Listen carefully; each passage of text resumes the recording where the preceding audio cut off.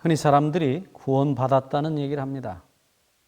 구원을 받았다고 말할 때에 예수님이 말씀하신 구원의 의미가 아닌 본인이 자기 스스로 구원받았다고 생각하고 말하는 구원이 많아요. 우리가 지난 시간에 이어서 분명히 해둬야 될 것은 우리가 병이 나와서 구원받았다는 얘기도 할 수 있지만 예수님께서 정말로 마지막으로 정말 간절히 원하시는 최고의 소원은 우리가 죄와 죽음으로부터 영원히 구원받는 것입니다. 로마서 6장 23절에 죄의 싹은 사망이라고 말합니다. 이것은 우리가 너무나 잘 아는 말씀이에요. 그러면 이 죄의 싹이 사망이라고 할 때에 사망의 문제를 해결하려면 이 죄가 해결돼야 된다는 사실이에요. 근데 많은 사람들이 죄에 대한 개념 자체가 지극히 피상적인 수박 거달기식의 경험이기 때문에 주님께서 우리를 용서하신 그 용서에 우리 자신들의 죄를 다 맡기지 못하고 껍데기만 갖다 맡기고 그래서 그렇게 구원 얻었다고 흔히 생각할 수 있어요. 다시 말하지만 구원은 은혜를 인하여 믿음으로 말미암아 구원을 받는 것입니다. 그런데 우리가 말하고 있는 그 구원은 예수님께서 말씀하신 성경이 말씀하신 구원과는 많은 거리에 이 문제가 있다는 것입니다. 그래서 이 이야기는 정말 두고두고 중요한 얘기입니다. 그냥 지난 시간에도 얘기했지만은 믿음으로 구원 얻는다. 그거 참 맞는 말이긴 하지만 그 믿음이란 말이 그 앞에 온 은혜라는 말을 이해 못하고 그것은 간과해버리고 그냥 믿음으로 구원 얻는다. 그렇게 말할 수 있다는 것입니다. 자, 분명히 에베소 2장 8절 다시 확인합니다. 은혜를 인하여 이 은혜라는 단어가 가지고 있는 이 내용물이 어마어마합니다. 무한하고 영원한 것이에요. 이 속에는 우리의 모든 죄가 용서된 은혜가 포함되어 있어요. 이 모든 죄가 용서되었다는 이 사실이 이 은혜 속에 담겨져 있는데도 불구하고 우리는 우리의 죄를 부분적으로 피상적으로 우리가 원하는 것만 하나님께 드리고 용서를 받고 그 나머지 죄는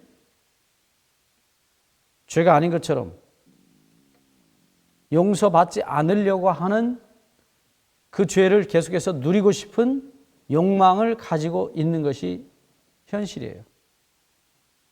그래서 정확하게 말하면 용서받지 못하고 구원 얻기를 원하는 사람들이 많다는 것입니다. 이 문제는 우리가 죄를 다룰 때 다시 자세히 말씀드릴 겁니다. 죄가 뭔지 모르기 때문에 용서를 받지 않은 상태에서 그냥 구원 얻기를 바라는 것이에요. 그리고 구원 받았다고 스스로 자기를 최면하는 것입니다. 자, 우리 분명히 해야 될 것입니다. 하늘나라는 죄가 없는 사람이 가는 나라입니다. 죄가 없는 용서받아서 가는 사람들이 사는 나라인데 죄를 짓지 않아서 죄가 없어진 사람들이 사는 나라가 아니고 죄를 다 용서받아서 죄가 없어진 사람들이 사는 나라예요. 아주 중요한 얘기입니다. 한 번 더 반복합니다. 하늘은 죄를 스스로 짓지 않아서 그래서 죄가 없어진 사람들이 사는 나라가 아니에요. 하늘은 모든 죄를 다 용서받아서 죄가 없어진 사람들이 사는 나라입니다. 그래서 마지막 구원 얻은 사람들의 모습이 요한계시록 7장에 나타나는데 하나님의 보좌 앞에 종려나무 가지를 흔드는 모습을 봅니다. 이 종려나무는 고대로부터 승리를 상징하는 나무예요. 이길 때 그 종려나무 가지를 꺾어서 흔들었어요. 그런데 그 사람들에 대한 성경 기록을 보시면 요한계시록 7장 9절 말씀을 보시면 이 이후에 내가 보니 각 나라와 족속과 방언과 백성에서 아무라도 능히 셀 수 없는 큰 무리가 흰옷을 입고 손에 종려가지를 들고 보좌 앞과 어린 양 앞에 서서 큰 소리로 외쳐 가로되. 이때에 13절에 보시면 장로 중에 하나가 대답하여 내게 이르되 이 흰옷 입은 자들이 누구며 또 어디서 왔느뇨? 14절 내가 가로되 내 주여 당신이 알리이다 하니 그가 가로되 나더러 이르되 이는 큰 환난에서 나오는 자들인데 어린 양의 피에 그 옷을 씻어 희게 하였느니라. 어린 양 예수 그리스도의 피로 씻어서 모든 죄를 용서받은 사람들이 승리의 노래를 부르고 있는 것입니다. 분명합니다. 하늘은 예수님의 피로 다 씻은 용서받은 사람들이 사는 나라입니다. 자, 여기 기억합시다. 다시 반복합니다. 하늘은 모든 죄를 용서받아서 그래서 죄가 없어진 사람들이 사는 나라예요. 그런데 이 마지막 하나님께서 우리의 죄를 다 용서하신 이 용서를 무슨 죄를 용서하셨는지 모르고 피상적으로 겉모양만 용서받고 속은 그대로 놔둔 채로 자기는 구원받았다고 생각하는 사람들이 얼마나 불행한 사람들인지 성경엔 그런 암시가 많이 있습니다. 마태복음 7장 22절 23절에 그날에 많은 사람이 나더러 이르되 우리가 주의 이름으로 선지자 노릇하고 주의 이름으로 귀신을 쫓아내고 주의 이름으로 많은 권능을 행치 아니하였습니까? 내가 주님을 위해서 이렇게 일했습니다. 그런데 주님께서 그들에게 말씀하시기를 내가 너희를 도무지 알지 못하니 불법을 행하는 자들아 내게서 떠나가라고 말씀하십니다. 다시 말하면 그들은 자신들이 행하고 있는 그 불법이 죄인 줄을 모르고 그렇게 산 것입니다. 사람들이 착각합니다. 하나님을 위해서 많은 일을 하면 그것이 우리의 구원의 근거가 될 거라고 생각해요. 아닙니다. 우리가 주님을 위해서 산 것은 우리의 구원의 근거가 절대 될 수 없다는 것을 예수님이 분명히 말씀하셨어요. 선지자 노릇하고 귀신을 쫓아내고 많은 권능을 행하고 병자를 고치고 많은 사람을 교회로 인도하고 헌금을 많이 냈는데 그것은 구원과는 전혀 상관없다는 사실을 말씀하고 있어요. 오히려 죄 많은 세리와 창녀들이 십자가 옆에 죽었던 강도가 평생 죄만 지은 죄인들이 예수님의 피로 씻어서 그들이 용서받아서 그래서 죄가 없어져서 영원한 구원을 얻은 것입니다. 그래서 오늘 우리는 착각하지 말아야 합니다.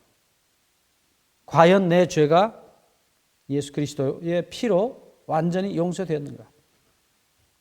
예수님이 이 땅에 오셔서 가장 슬프게 통곡하고 울었던 대상이 그 당시에 예수님 당시에 가장 믿음 좋다고 했던 종교 지도자들입니다. 바리새인들, 제사장들 우리가 수없이 읽죠.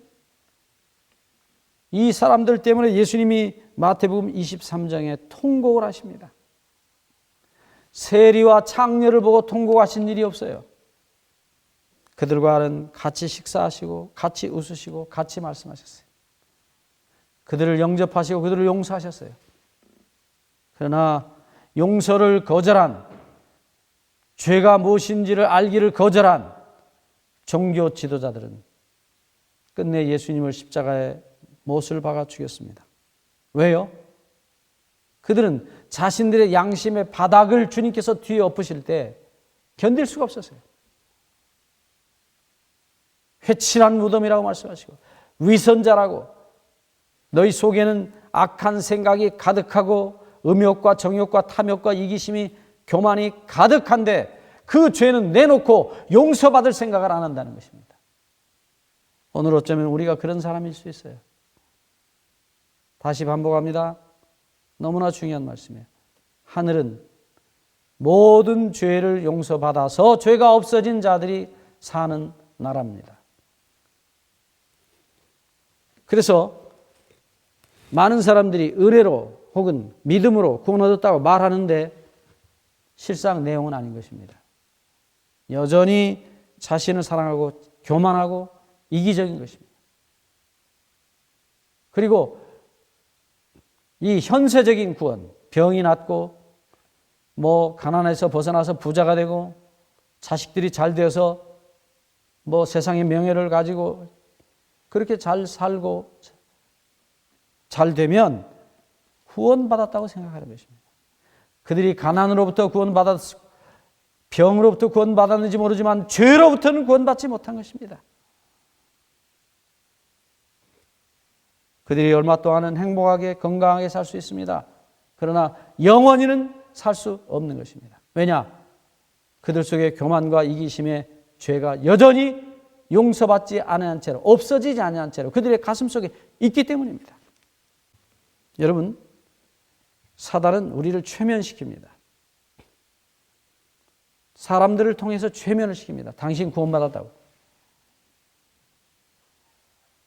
그러나 다시 우리 지난 시간에도 말씀드렸지만은 예수님이 구원 얻었다라고 말씀하신 사람 창녀와 세리 누가복음 7장 50절에 창녀에게 내가 구원을 얻었으니 평안히 가라.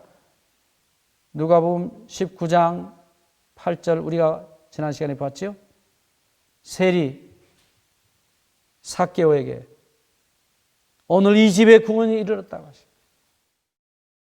돈을 버리고 죄를 버렸을 때입니다.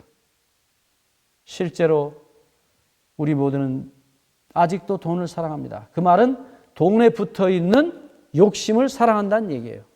그리고 그 죄를 용서받기를 원치 않습니다. 하늘도 가서 영원히 살고 싶고 이 땅에서도 잘 먹고 잘 살고 싶은 것입니다. 욕심을 부리고 살고 싶은 것입니다. 하나님과 이웃을 사랑해서 자신들의 돈과 재물을 나누어 주기를 원치 않는 사람들이에요. 그들은 그 욕심을 사랑하고 용서받지 않고 있다는 사실입니다. 이것은 아주 현실적인 얘기입니다. 오늘 교회는 돈을 사랑합니다. 그래서 돈 많은 사람들이 대접을 받습니다. 물론 돈이 많은 분들이 하나님 앞에 더 크게 헌신하는 게 사실입니다. 하지만 아닙니다. 가난하든 젊은 사람이든 상관없이 우리 모두는 돈을 사랑합니다.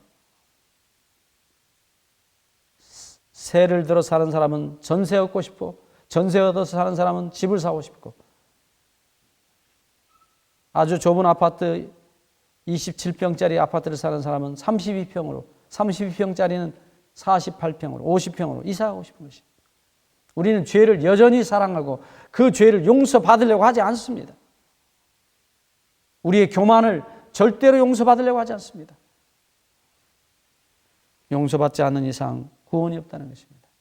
너무나 많은 이 싸구려 구원, 가짜 구원이 교회에 많이 있습니다. 여러분, 진정한 구원, 죄로부터 완전히 용서받아서 우리의 모든 죄가 용서되고 버려진 참된 구원에 이르시게 되기를 주의 이름으로 간절히 축원합니다.